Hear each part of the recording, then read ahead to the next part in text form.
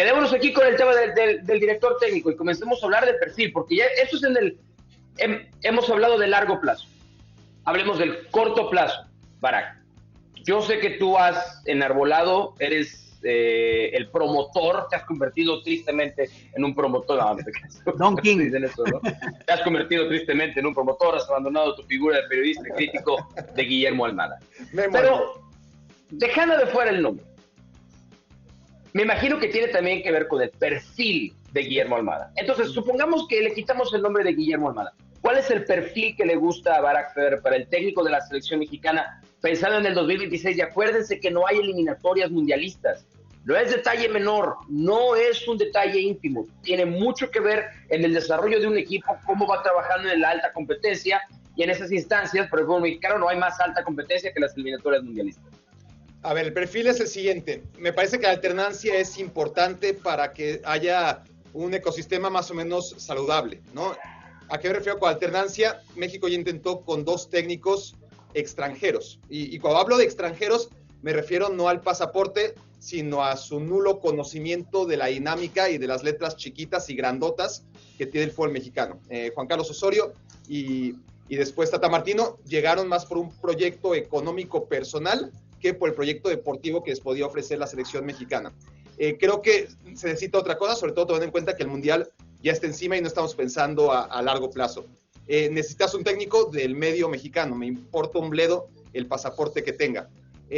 Dentro de ese abanico de técnicos que están en la Liga MX, en el fútbol mexicano, desarrollándose desde hace 2 o 3 años o más, pues ya se reduce mucho el filtro, ¿no? Si encima buscas algunos que formen futbolistas, que veas que han tenido resultados con materia prima a la que han mejorado, es decir, tú comparas los planteles a los que accedieron y después cómo los dejó, bueno, no voy a poner nombres, ¿no? Pero en los equipos en los que haya pasado, y ahí te puedes dar cuenta, mira, este es un buen técnico, porque no parecía tan buen equipo hasta que él le llevó las riendas y le hizo llegar a una final o le hizo ganar un campeonato.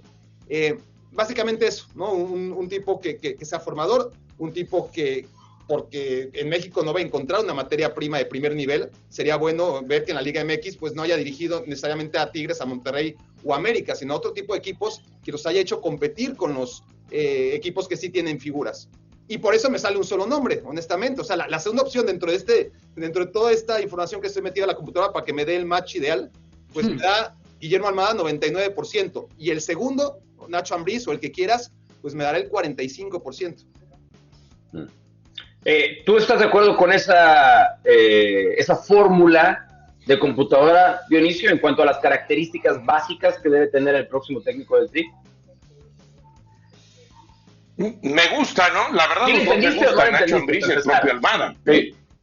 Pero, no, sí le entendí. Le entendí como también, le entendí como la clasificación de la FIFA, ¿no? Que sigue poniendo a Brasil en primero y a Bélgica en segundo, ¿no? En la última que acaba de salir ahora. Y dices, entonces,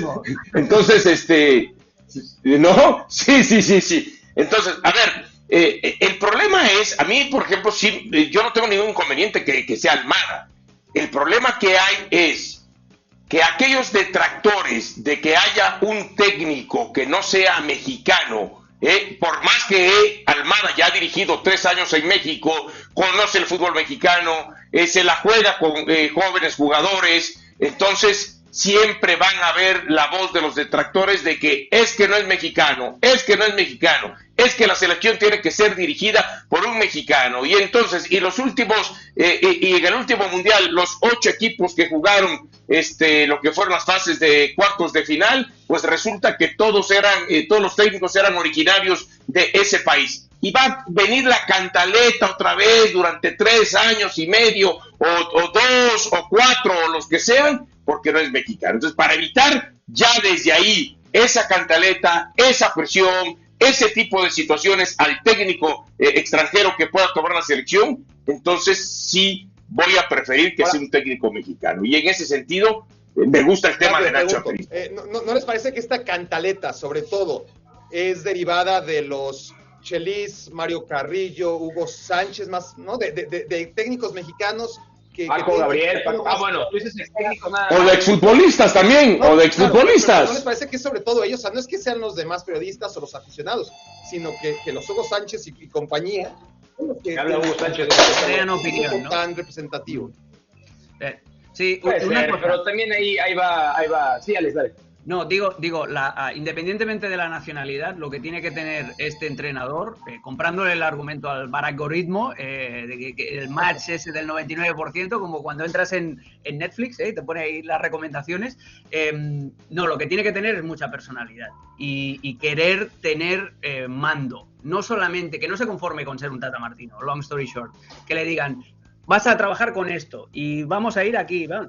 No, que sea él el que diseñe los ciclos de trabajo, que diseñe dónde se entrena, que diseñe qué tipo de fútbol quiere, no solamente para el primer equipo, sino para las categorías inferiores. Es decir, alguien que tenga capacidad de mando, alguien que no sea un empleado de los federativos, porque si no, al final vais a acabar yendo al mismo sitio.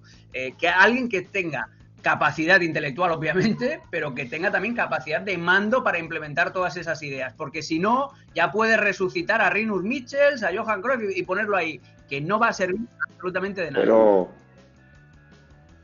Alex, el tema pasa, ya no deja que le den capacidad de mando, ni siquiera el presidente de la Federación Mexicana de Fútbol, que estaría por encima de esta persona, tiene esa capacidad de mando total. Sí. Entonces, si el presidente de la federación no la tiene, mucho menos el que pueda ser el director de selecciones nacionales, el que esté o el que vaya a venir. Ese es el inconveniente, que ni al presidente de la federación le dan esa capacidad de mando total. Va a seguir siendo lo mismo. Hay un conflicto de intereses.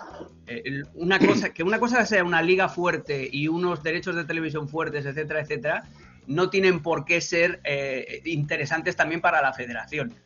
Porque la federación puede tener otros intereses más a largo plazo, etcétera, etcétera. El problema es aquí cuando los intereses de la liga privada y de las empresas privadas que controlan esa liga interfieren o tapan o imponen los intereses de lo que tendría que ser un ente federativo que mire por otras cosas y que mire no solamente por el beneficio a corto plazo, sino también por el bienestar del deporte. Pero volviendo al perfil del entrenador, yo me quedé con la idea, porque creo que, y corrígeme si lo digo mal, Dionisio, pero tú tenías por encima de Guillermo Almada a Nacho Ambriz. Y aparentemente dentro de los nombres de la baraja mexicana, el de Ambriz es el más fuerte, pero casi por descarte. Porque fuera de él no hay otro nombre. Podemos poner 1000 veces a Miguel Herrera, el Tuca Ferretti, qué sé. O sea, antes no hemos puesto a Manolo Lapuente. O algunos quieren poner a Jimmy Lozano, pero creo que a Jimmy Lozano le falta cierto recorrido. Un milagro entre esa baraja. Pero ¿por qué? Y a mí no me parece mala idea de Nacho Ambriz, pero quiero escucharlo de ti. ¿Por qué Nacho Ambriz?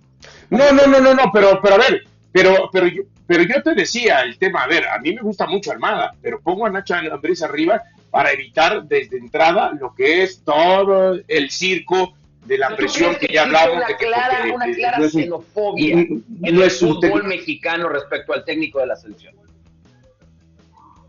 A ver, de algunos sí, claro, por supuesto, algunos sí, no voy a decir que todos, porque yo no tengo problema que sea Almada. Barak creo que no tiene problema que sea Almada, no sé cuál sea tu caso, yo lógico, no lo involucro, pues porque no es mexicano, pues a eso me refiero en ese aspecto.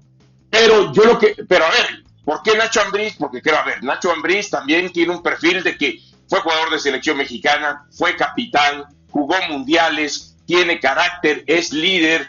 Creo que ha mutado su fútbol también. Ya no es aquel Nacho Ambriz. Una cosa es el Nacho Ambriz antes de llegar a León y otra cosa es el Nacho Ambriz después, aquel que dirigió a León y que lo hizo jugar muy bien y que lo terminó haciendo campeón. Sabemos que tiene su mal paso por la segunda división de España, pero bueno, eso no significa que ya todo se pudrió para él. Acaba de meter a su equipo a una final también.